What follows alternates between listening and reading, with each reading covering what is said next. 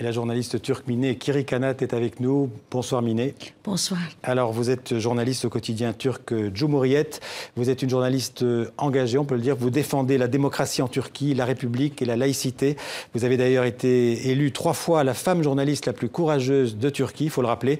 Dimanche dernier, donc, 51,4% des Turcs ont dit oui au référendum qui permet donc une réforme de la constitution turque pour élargir encore les pouvoirs du président Erdogan. Comment vous interprétez ce résultat? Erdogan apparemment espérait un score plus important pour sa réforme. Bien sûr, et en plus, ils n'ont même pas ces résultats parce que, d'après le rapport de l'OSCE aussi, l'Organisation pour la sécurité et la coopération européenne, il y a eu une très, très grande fraude. 2,5 millions de votes à peu près et normalement ne devraient pas être valables. Alors, ouais, justement, on va voir un sujet donc, au moment où l'opposition, quelques heures après ce référendum, a dénoncé les fraudes. Elle a réclamé sans succès l'annulation du référendum. C'est un sujet de Bastien Bory. On regarde tout de suite. Son visage pourrait rester jusqu'en 2029, celui de la Turquie, où la consolidation du pouvoir engagée bien avant ce référendum a franchi un nouveau cap. Les croisés de l'Ouest, leur idéologie et leurs serviteurs ici nous ont attaqués. Mais nous n'avons pas abandonné et nous avons encore beaucoup à faire. La Turquie est aujourd'hui coupée en deux. Les campagnes en bleu sont fidèles à Erdogan, alors qu'Istanbul, Ankara et d'autres zones urbaines en rouge ont voté non. Estimée à 51,4%, la victoire est aussi courte que contestée par l'opposition, victime de purges avant et pendant la campagne. Tout ce que nous voulons maintenant, c'est la paix dans notre pays. Mais c'est vrai que les gens sont un peu dans l'attente de ce qui va arriver. Les Turcs attendent donc l'arrivée du régime présidentiel, seule solution, dit-on, pour relever les défis sécuritaires et économiques du pays. L'opposition espérait l'annulation du référendum, mais le comité de surveillance électorale valide les résultats. Le Conseil électoral est partial, il est complètement en faveur du gouvernement. Il le soutient, c'est intolérable. Je pense que la décision du Conseil électoral de comptabiliser les bulletins non tamponnés est scandaleuse. C'est comme si nous disions adieu à notre système républicain. Divisée à l'intérieur, isolée de l'extérieur, la Turquie voit la porte de l'Union européenne s'éloigner. Recep Tayyip Erdogan, lui, évoque déjà un autre référendum sur le rétablissement de la peine de mort. Donc, Mine Kirikanat, les recours pour contester le résultat ont été rejetés par le Haut Conseil électoral turc. Ce n'est pas une surprise. Et en plus, c'est un scandale parce que déjà en 2010, comme s'ils savaient qu'ils auraient besoin d'une fraude, ce gouvernement justement, par décret, a annulé toute juridiction au-dessus de ce Conseil électoral. Donc, on ne peut pas discuter juridiquement parlant les décisions de ce Conseil électoral qui normalement devrait respecter les décisions qu'ils avaient prises auparavant. Il a changé le sens du référendum à 17h10, c'est-à-dire à 1 heure de la fermeture des urnes où il a accepté les bulletins non tamponnés. En tout cas, le résultat ne sera plus contestable. Là, il est définitif. Mais excusez-moi, je dois ajouter quelque chose. C'est le début de la fin pour Erdogan. Ça, je peux le dire. Parce que, pour une fois, les laïcs et les républicains turcs ont compris qu'ils sont majoritaires. Majoritaire malgré la défaite. Justement, exactement. Et que depuis 2007, en fait... Qu'est-ce qui vous permet de dire qu'ils sont majoritaires? Parce que cette fois-ci, nous sommes sûrs, et preuve à l'appui de la fraude. Et puis, vous vous souvenez de la campagne, si oppressive, si injuste, le non et la position n'avaient aucun droit sur les affiches, les murs, etc. Dans les médias, se sont démenés pour avoir ces résultats. Les médias sont sous le contrôle d'Erdogan aujourd'hui. Exactement, tout à fait. Et malgré ça, regardez, même s'il n'y avait pas fraude, ce petit pourcentage qui sépare le non du oui, etc., par rapport à la campagne, à la violence de la campagne du oui, est inacceptable. Et nous savons que nous sommes majoritaires. Et Erdogan et ces hommes ne sont plus sûrs de pouvoir garder le pouvoir maintenant. Il va se passer des choses. Alors justement, avant de parler de l'avenir de la Turquie, un mot quand même sur ces purges. Depuis le coup d'État raté du mois de juillet, il y a eu des purges très très larges, qui ont concerné des dizaines... 167 000 personnes ont été licenciées. Dans la fonction publique, dans l'armée et aussi dans les médias. Mais aussi les juges, les procureurs, la moitié des juges. Il y a encore beaucoup de gens aujourd'hui en prison en Turquie. Exactement, et on continue à en mettre, vous savez.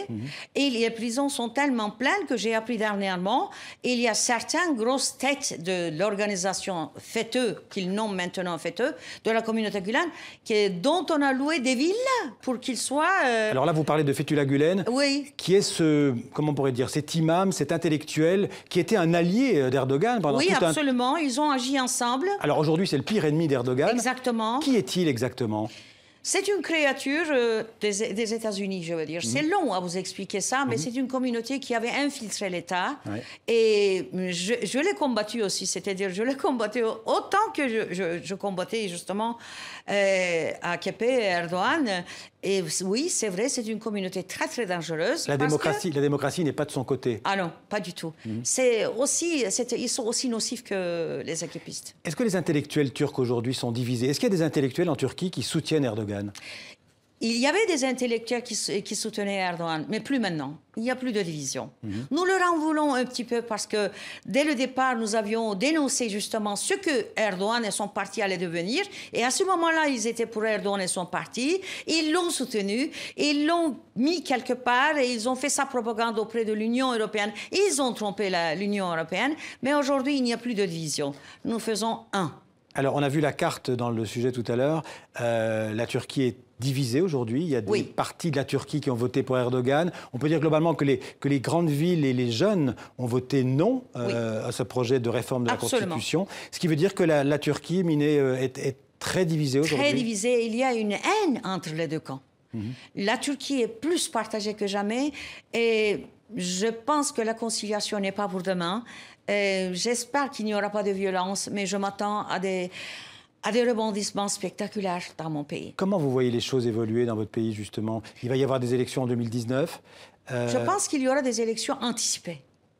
Mais avant les élections anticipées, il y aura énormément de rebondissements, des mouvements de foule, parce qu'il sera obligé d'annuler ce conseil électoral pour que les gens puissent avoir confiance aux urnes. Mais est-ce qu'on peut croire justement aux élections dans votre pays, en Turquie, alors qu'il y a beaucoup de députés qui sont en prison ? C'est pour cela que je vous dis qu'il y aura des choses à se passer.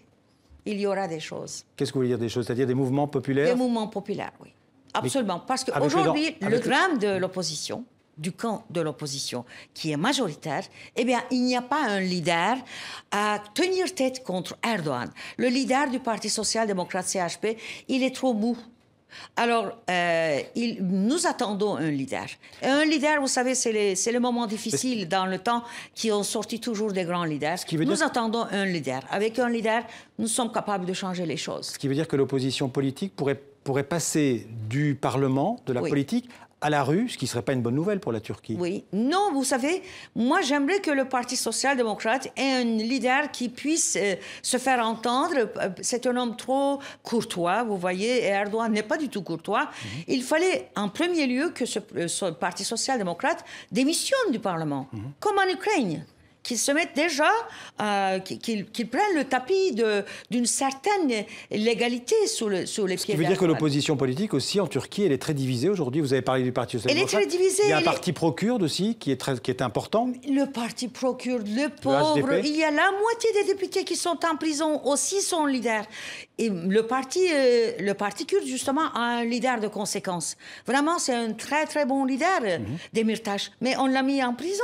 La moitié de ces députés sont en prison. Donc, je parle du Parti social-démocrate parce que le parti kurde est exempt.